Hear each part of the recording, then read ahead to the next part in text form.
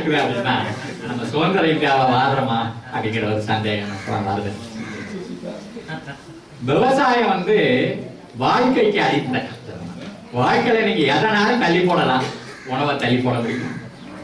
அந்த அவையா சொன்னாலே என் வயிறு உன்னோட வாழ்றது கஷ்டமா இருக்கு. ஒரு நாள் உணவை ஒழி என்றாலும் ஒழியாய். ஒரு நாளைக்கு சாப்பாடு தள்ளி வைனா வைக்க மாட்டேங்கிறேன். இரு வேளைக்கு 7 என்றால் 7ஆய். இல்லைங்க நல்லா போறதுக்கு வாழையிலதான் போட்டு சாப்பாடு போடுறாங்க. 2 வேளைக்கு ஏத்துக்கன்னா ஏத்துக்க மாட்டேங்கிறேன். ஒரு நாள் ஏன் கஷ்டம் உனக்கு தெரிய மாட்டேங்குது.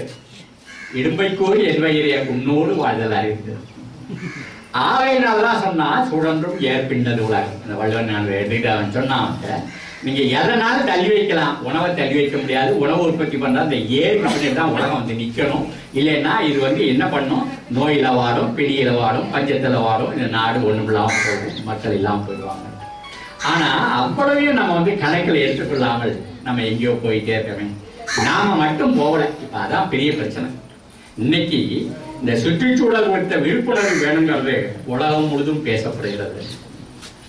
நான் இந்த விஷயங்களை கிட்டத்தட்ட 20 ஆண்டுகளா பேசியிருக்கேன், பல இடங்கள்ல பேசிக்கிட்டு இருக்கிறேன். ஆனா விவசாயிகள் ரொம்ப அலட்சியமா இருப்பாங்க. என்ன இருப்பாங்கன்னா, போன வருஷம் மழை நல்லதா இருந்துச்சு, இந்த வருஷம் அவ்வளவு இல்லை. ஒவ்வொரு வருஷமும் இதே வாசனம். அப்ப ஒவ்வொரு வருஷமும் இல்லாம தான் போயிட்டே இருக்குது. ஒவ்வொரு வருஷமும் வெப்பம் அதிகமாயிட்டே தான் இருக்குது. அப்போ நின்று நிதானிச்சு பார்க்கல. நமக்கு 1000 கஷ்டங்கள் இருக்கலாம். அந்த கஷ்டங்கள் எல்லாம் அப்படி புறந்தள்ளி விட்டு பெரிய அளவுல என்ன நடந்துகிட்டு இருக்குன்னு நம்ம பார்க்க தவறி விட்டோம்னு சொல்லுங்களேன், இந்த உலகத்தை எல்லாரோட சேர்ந்து நாமும் அழிவோம். மனிதருக்கு இருக்கிற ஒரே சிறப்புனா நம்முடைய 6வது அறிவு தான். இந்த 6வது அறிவு மற்ற உயிரினங்களுக்கு கிடையாது. அதுகளுக்கெல்லாம் 5 அறிவு தான். கண்ணால பார்க்கறத அதை செயல்படும், காதால கேட்கறதா செயல்படும். கண்ணால பார்க்கறத உள்ள வாங்கி அதை மூளையில அசை போட்டு அதுக்கப்புறம் அதை வெளியில கொண்டு வர ஆற்றல் இந்த மனிதருக்கு மட்டும்தான்.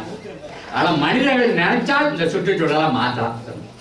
2000 ஆண்டுகளுக்கு முன்னாடி இந்த கிரேக்க பழமொழி சொன்னிச்சு, ஒரு இடம் நல்ல இடமோ கெட்ட இடமோ இல்லை, அங்கு போகிறவன் அப்படி செய்து கொள்கிறான் அப்படின்ட்டு.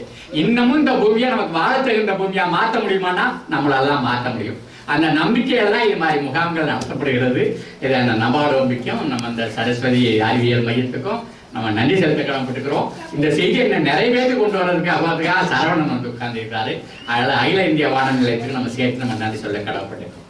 மறுபடியும் இப்ப விஷயத்துக்கு வருவோம். இன்னைக்கு உலகம் முழுவதையும் அச்சுறுத்துறது 2 விஷயம் அச்சுறுத்துது. ஒண்ணு என்னன்னா, இந்த பூமி சூடாகிட்டே இருக்கு. 2வது என்ன பண்ணுது, உணவு பற்றாக்குறை எங்க பார்த்தாலும் வந்துகிட்டே இருக்கு. உணவு பற்றாக்குறை வந்துகிட்டே இருக்கு. பூமி சூடாகுங்கிறது சாதாரண காரியம் இல்லை. ஏன்னா பூமி நம்ம நடக்கிறதுனா தட்டையா தெரியுது. நம்ம வெண்ணக்கு காலை எட்டி போடலாம், இல்லை மெதுவா போடலாம், நடந்துட்டு தான் இருக்கோம், ஓடுறோம், எல்லாம் பந்தய பந்தயம்லாம் வைக்கிறோம், மாட்டு பந்தயம்லாம் வைக்கிறோம், குதிரை பந்தயம்லாம் வைக்கிறோம். இது உருண்டைங்கிறத உங்களால நம்ப முடியுதா? முதல்ல பரீட்சையில பாஸ் பண்றதுக்கு மட்டும் தான் எழுதணும். பூமி உருண்டையா இருக்கு, பூமி உருண்டையா இருக்கு, பரீட்சையில பாஸ் பண்ணதுக்கு. அதுக்கப்புறம் நம்ம நினைச்சே பார்க்கலையே. இந்த பூமி உருண்டையா இருக்குங்கிறது முதல்ல நம்ப வேண்டிய விஷயம். 2வது விஷயம் என்னன்னாக்க, சூரியன் கிழக்கேன்னு மேற்க போகல, சூரியன் நின்ன இடத்துல நிக்குது, பூமி தான் சுத்திட்டு வருது. நினைச்சு பார்க்கறது கஷ்டம். தனியா இருக்கு, யோசிச்சு பாருங்க. அப்படியே அந்த சூரியன் அப்படி பூமியை மட்டும் சுத்திட்டு வருமானால் சரிதானா, அப்ப என்ன பண்ணும், பூமியில ஒண்ணுமே இல்லாம போயிடும், எல்லாம் பொறுங்கே போயிடும். பூமியை மாறி மாறி தன்னையும் சுத்திக்கிட்டு சூரியனையும் சுத்திட்டு வர்றதுனால இரவு பகல்லாம் வருது, கோடை காலம்லாம் வருது, குளிர்காலம்லாம் வருது. இந்த பூமியோட வட துருவத்திலையும் தெற்கு துருவத்திலையும் சூரியன் எட்டி பார்க்காத காரணத்தினால பனி மழைமழையா பூஞ்சு கிடைக்கும். இப்ப என்ன பண்ணுது, பூமி சூடாகிற காரணத்தினால அந்த பனிமலை உருகி ஒடியாது. பனி மழை உருகி ஒடியாந்தா எப்படி ஒடியாதுன்னு யோசிச்சு பாருங்க.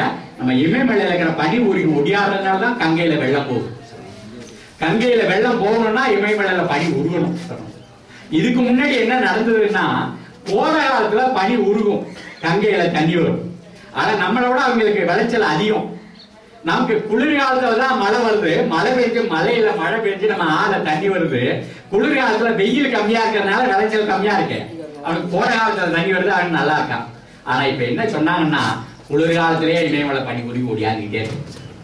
அப்ப குளிர்காலத்திலேயே உருகி ஒடியாந்துருச்சுன்னா என்ன ஆக போகுதுன்னா, இன்னொரு 20 வருஷம் கழிச்சு கங்கையில தண்ணி வருமா, இல்ல கரூர் காரை மாதிரி தான் கங்கையில இருக்கிறவனு கணத்துல கை உட்கார்ந்துருப்பானா அப்படிங்கிற ஒரு எதிர்பார்ப்பு உங்களுக்கு இருக்கு. அப்படியானா ஏன் நடக்குது? இதுவரையும் உருகாத பணி இன்னைக்கு ஏன் உருகுது?